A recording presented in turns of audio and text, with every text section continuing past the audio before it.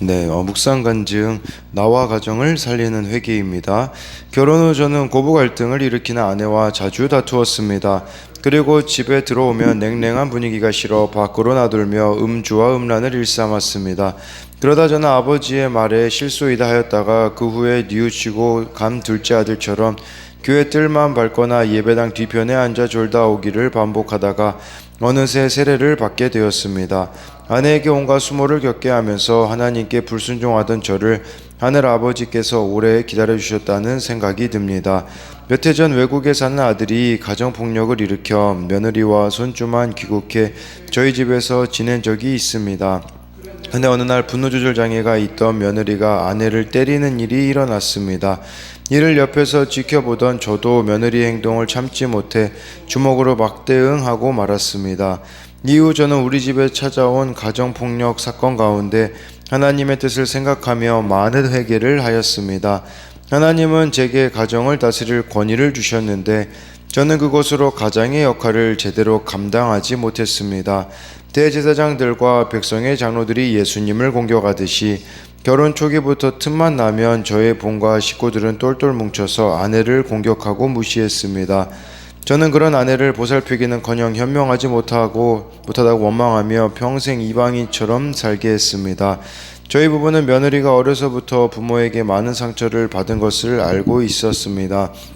근데 며느리의 힘든 마음을 헤아려 주기보다 애써 고치려고만 했습니다. 며느리의 마음을 읽지 못한 것이 제 욕심 때문이라는 생각이 들며 회개하게 됩니다. 저희 부부와 아들 가정이 말씀 공동체에서 함께 회개하라고 가정폭력의 사건을 허락하셨음을 믿습니다.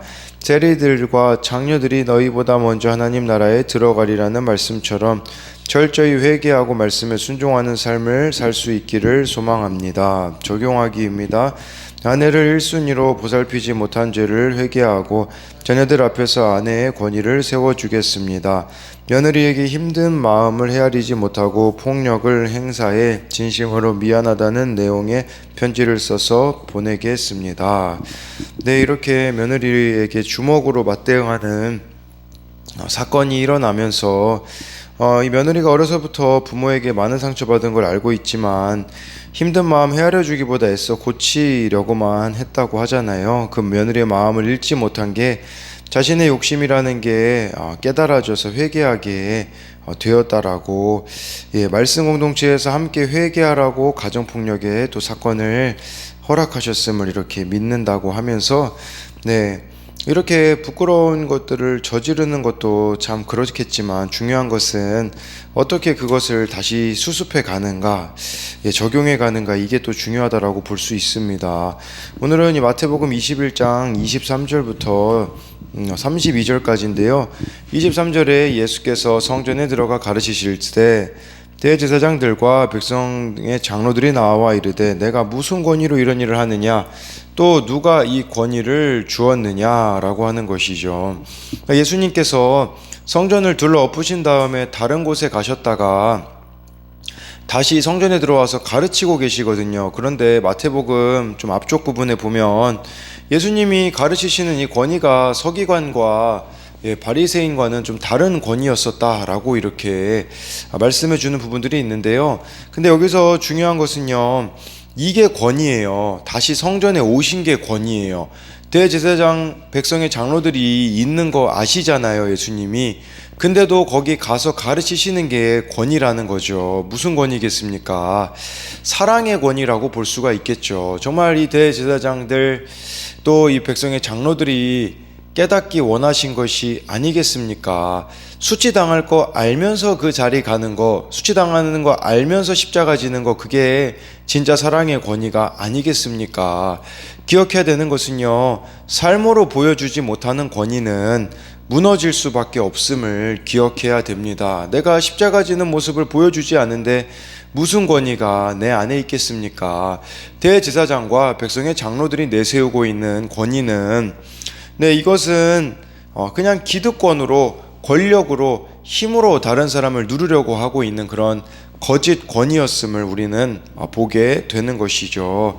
그러면서 무슨 권위로 이런 일을 하느냐, 여기서 이 대제사장과 장로들은 무슨 권위로 하느냐라고 물어본 것은 성전을 예수님께서 정결하게 하신 거, 어제 말씀이죠. 병자를 고치신 거, 또 아이들의 예수님 찬양을 금지하지 않고 인정하신 거, 성전에서 가르치는 일이 다 여기에 포함이 됩니다.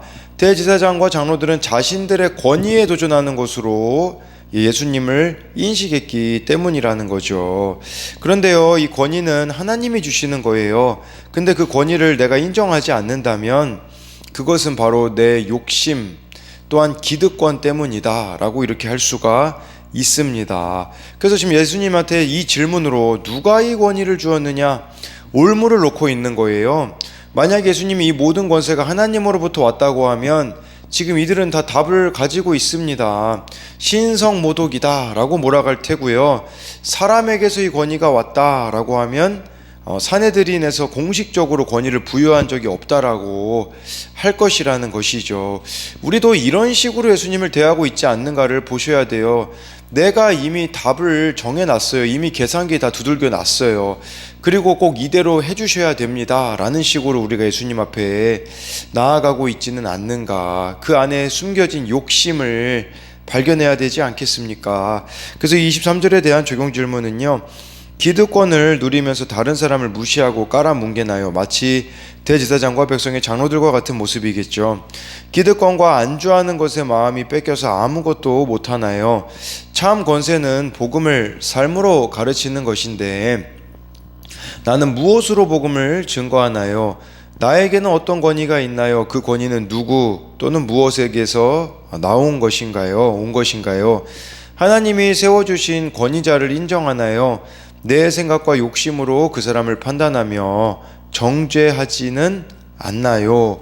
24절부터 27절까지 말씀을 보면요, 예수께서 대답하시되 나도 한 말을 너희에게 물으리니 너희가 대답하면 나도 무슨 권위로 이런 일을 하는지 이르리라. 요한의 세례가 어디로부터 왔느냐? 하늘로부터냐 사람으로부터냐? 그들이 서로 의논하여 이르되 만일 하늘로부터라 하면 어찌 그를 믿지 아니하였느냐 할 것이요. 26절에 만일 사람으로부터라 하면 모든 사람이 요한을 선지자로 여기니 백성이 무섭다 하여 27절에 예수께 대답하여 이르되 우리가 알지 못하노라 하니 예수께서 이르시되 나도 무슨 권위로 이런 일을 하는지 너희에게 이르지 아니하리라 라고 말씀하세요. 예수님이 이제 반문하세요. 뭐라고 반문하시냐면요, 세례 요한의 이 세례가 어디로부터 왔나를 물어보시거든요. 근데요, 이 지금 대제사장들 백성 장로들은 이미 답을 알죠.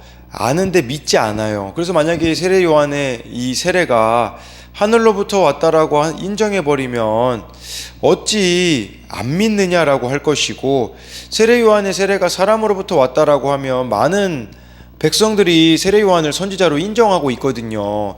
그러니까 지금 이 대제사장과 백성의 장로들은 사람들을 크게 의식한다라고 볼 수가 있어요. 그러니까 이미 답을 알고 있음에도 불구하고 27절에 예수님한테 모릅니다라고 이렇게 말하고 있잖아요. 그러니까 그런데도 예수님께서 나는 무슨 권위로 이런 일을 하는지 너에게 이르지 아니한다라고 하시는 것은요, 사실 이렇게 답을 알면서 그 답을 피하면 짜증나고 좀 분이 나지 않겠습니까? 그러나 예수님은 분을 내지 않으시고 이렇게 나도 대답을 하지 않겠다라고 지혜롭게 대답을 하십니다. 이렇게 지혜로운 답변은요, 내가 죄인임을 알 때, 야망이 내 안에 없을 때, 욕심이 없을 때 하나님이 이런 지혜를 주신다라는 것이에요.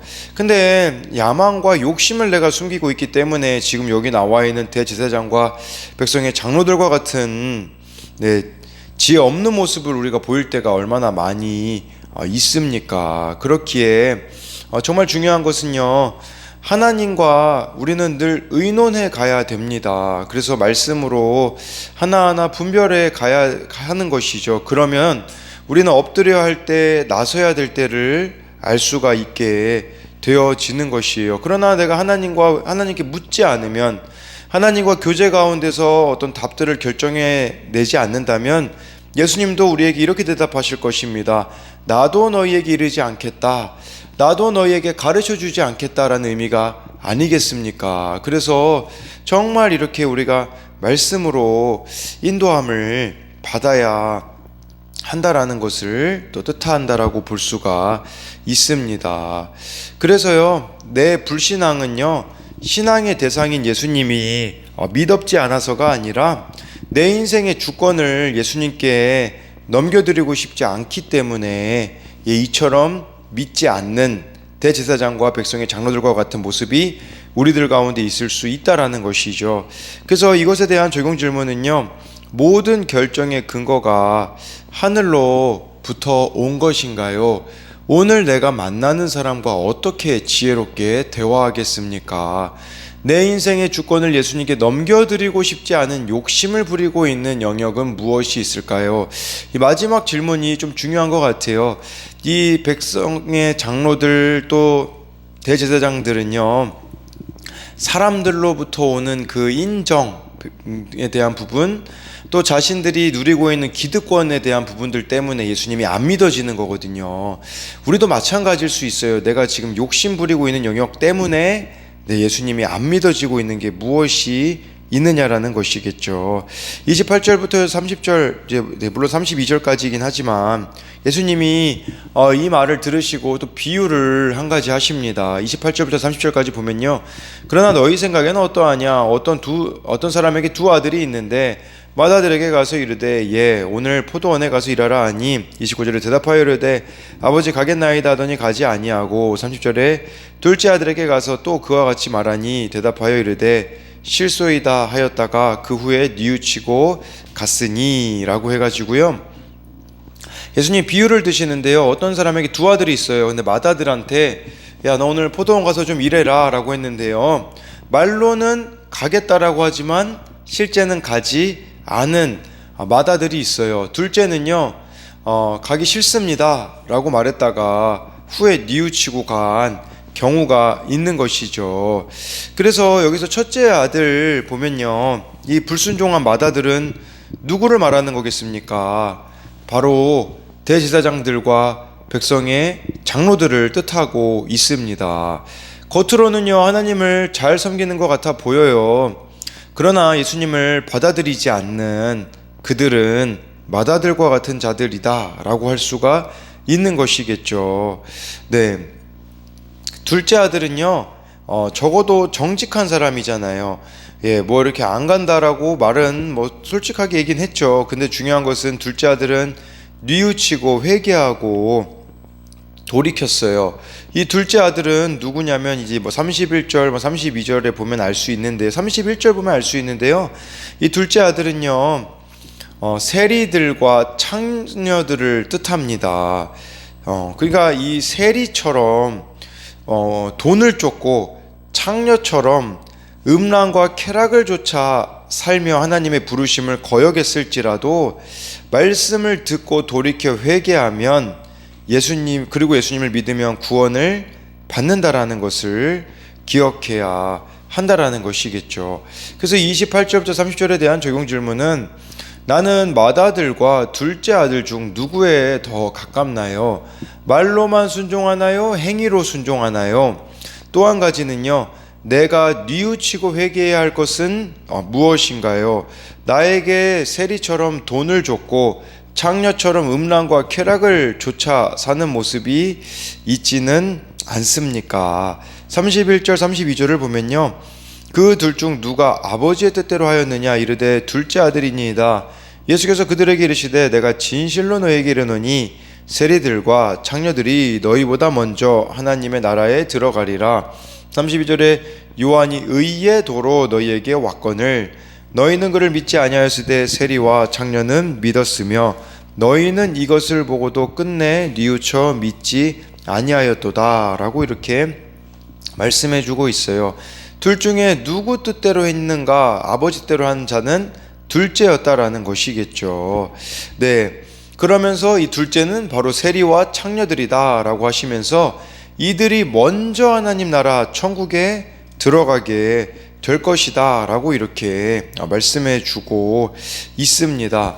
그러니까요, 이 두 아들 비유의 핵심은요, 하나님의 뜻대로 순종하는 사람이 하나님 나라의 참된 백성임을 강조하는데요, 이 하나님의 뜻을 행하는 진정성 여부는 말이 아니라 행위의 헌신으로 증명이 된다라는 것을 이렇게 말씀해 주고 있어요. 그러니까 종교적인 지식과 지위가 이 하늘나라에 들어가는 것을 보장하는 것이 아니라고 할 수가 있는데요. 그러면서 32절에 요한이 의의 도로 너희에게 왔거늘, 이 의의 도로 왔다라는 것은 이 의의 도를 하나님의 선물로 보자면 하나님의 구원 계획을 또한 구원 행위를 가지고 왔다라는 의미도 있겠고요.